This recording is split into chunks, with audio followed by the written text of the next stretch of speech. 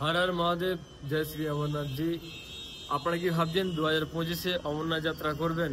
তো অমরনাথ যাত্রা করতে গেলে আপনাদেরকে এইগুলো অবশ্যই জানা দরকার, নয়তো আপনারা অমরনাথ যাত্রা করতে পারবেন না।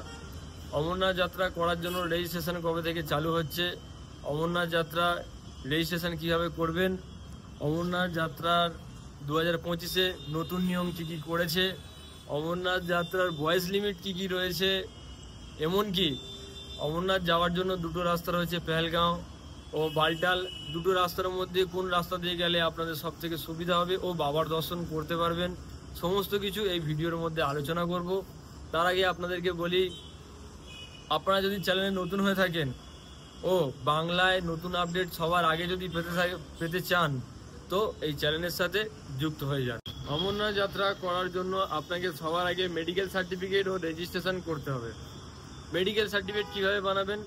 অমরনাথ যাত্রা বোর্ডের তরফ থেকে যে সকল হসপিটাল ও ডাক্তারকে নিযুক্ত করবে, আপনাকে কিন্তু সেখানেই গিয়ে রেজিস্ট্রেশন মেডিকেল সার্টিফিকেটটা করাতে হবে। আর প্রত্যেকটা জেলা থেকে আপনি যেখান থেকেই হন, চাहे দিল্লি, কলকাতা, মুম্বাই, চেন্নাই, যেখান থেকেই হন, সেখানকার এরিয়ার কিছু হসপিটাল ও ডাক্তারকে নিযুক্ত করবে। সেখানে গিয়েই কিন্তু আপনাকে মেডিকেল সার্টিফিকেটটা বের করাতে হবে। আর আপনি যদি মনে করেন যে কোনো সরকারি হসপিটাল থেকে করাবেন, সেগুলো কিন্তু ওরা নেবে না, রিজেক্ট করে দেবে।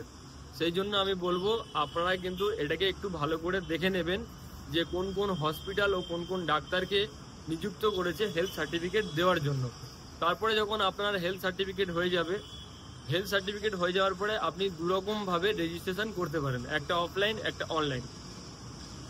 অনলাইন করার জন্য নিচে আমি লিঙ্ক দিয়ে দিয়েছি, তার মাধ্যমে আপনারা গিয়ে অনলাইন করাতে পারেন। আর অফলাইনের জন্য কিছু ব্যাংক আছে যারা হচ্ছে গিয়ে অফলাইন রেজিস্ট্রেশন করায়, যেমন হচ্ছে গিয়ে Jammu Kashmir Bank, Yes Bank ও পাঞ্জাব ন্যাশনাল ব্যাংক। এর মাধ্যমেই আপনাকে কিন্তু রেজিস্ট্রেশন করতে হবে। আর রেজিস্ট্রেশন করার জন্য আপনার কিন্তু 1 থেকে 2 দিন লাগবে। আর মেডিকেল সার্টিফিকেট করার জন্য 1 থেকে 2 দিন লাগবে, যদি ভিড় না থাকে তবে। ভিড় থাকলে 3 থেকে 4 দিন কিন্তু লেগে যাবে। আর একটি জিনিস আপনাদেরকে বলে দিই, রেজিস্ট্রেশনের সময় আগে যেরকম তোমার একটা কার্ডের উপরে আপনার ছবি দিয়ে ব্যাংক থেকে স্ট্যাম্প মেরে দিয়ে দিতে, এখন কিন্তু সেটা হয় না।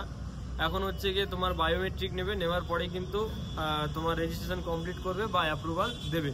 অ্যাপ্রুভাল হয়ে যাওয়ার পরে রেজিস্ট্রেশনের কাগজটা কিন্তু আপনি ব্যাংক থেকেই পাবেন। সেখান থেকে আপনারা রেজিস্ট্রেশনের পেপারটা কালেক্ট করে নেবেন ও খুবই সাবধানে রাখবেন, কেননা অমরনাথ যাত্রা করার সময় আপনি যেই বেস ক্যাম্পে যান, জম্মুতে ভাগবতীনগর, বালটাল, পেহেলগাঁও, শ্রীনগরে পান্থাচক, সেখান থেকে কিন্তু আপনার RFID কার্ডটা কিন্তু তৈরি হবে। RFID কার্ড করার পরেই কিন্তু আপনি বেস ক্যাম্পে প্রবেশ পাবেন, তারপরেই কিন্তু আপনারা অমরনাথ যাত্রা শুরু করতে পারবেন। হ্যাঁ, সবার আগেই আমি বলেছিলাম একটা বয়স লিমিটের ব্যাপার রয়েছে। যারা নিজের বাচ্চাদের সাথে এই যাত্রা করতে চান তাদেরকেই এই জিনিসটা কিন্তু খুবই জানা দরকার, কেননা 13 বছরের নিচের বাচ্চাদেরকে ও 65 বছরের ঊর্ধ্বে যে বয়স্ক লোকেরা আছে তাদেরকে কিন্তু অমরনাথ যাত্রার অ্যালাউ করে না। এটা কিন্তু আপনাদেরকে অবশ্যই জানা দরকার। রেজিস্ট্রেশন কবে থেকে চালু হচ্ছে? রেজিস্ট্রেশন চালু হচ্ছে 14 এপ্রিল থেকে। আর যাত্রা কবে থেকে কবে করতে পারবেন সেটা হচ্ছে গিয়ে 3 জুলাই থেকে 9 আগস্ট অবধি আপনারা যাত্রা করতে পারবেন। আর হ্যাঁ, সবার মনেই একটা কোশ্চেন থাকে যে বালটাল থেকে যাওয়াটা সুবিধা হবে নাকি না পেহেলগাঁও থেকে। অ্যাকচুয়ালি পৌরাণিক কথা হিসেবে কিন্তু পেহেলগাঁও হচ্ছে কি সব থেকে মেন রোড, আর এটা দিয়েই হচ্ছে কি সবার আগে থেকে যাওয়া হয়। আর বালটালটা অনেক পরে করা হয়েছে। বালটালের কিলোমিটার হচ্ছে কি 14 থেকে 15 কিলোমিটার, আর পেহেলগাঁওয়ের কিলোমিটার হচ্ছে কি তোমার 32 থেকে প্রায় 44 কিলোমিটারের মধ্যেই রয়েছে। এবারে ডিসিশন যদি নিতে হয়, যদি বয়স্ক লোকেরা থাকে তাহলে পেহেলগাঁও থেকে যাওয়াটা ভালো হবে, কেননা তোমার ঢালটা অনেকটাই কম রয়েছে।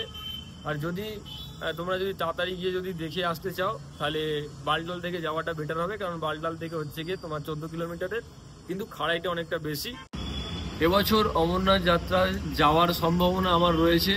যদি আমি অমরনাথ যাত্রায় যাই, কখন আমি হেলথ সার্টিফিকেট বানাচ্ছি, কিভাবে বানাচ্ছি, রেজিস্ট্রেশন কখন করছি, কিভাবে করছি, কত টাকা খরচা পড়ছে, ডে ওয়াইজ আপডেট আসতে থাকবে। আর আপনারা যদি প্রথম আপডেট বাংলায় সবার প্রথমে পেতে চান, তো এই ইউটিউব চ্যানেলটার সাথে আপনারা যুক্ত হয়ে যান। আপনারা কারা কারা রয়েছেন যে এবছর 2025-এ অমরনাথ যাত্রা করতে চান অবশ্যই কমেন্ট করবেন। আর ভিডিওটা আপনাদের কেমন লেগেছে অবশ্যই কমেন্ট করবেন। আজকের ভিডিওটা এতটাই ছিল। নেক্সট আরেকটা ভিডিও নিয়ে আপনার সাথে দেখা করবো। ততদিনের জন্য আপনারা ভালো থাকবেন, সুস্থ থাকবেন। টাটা।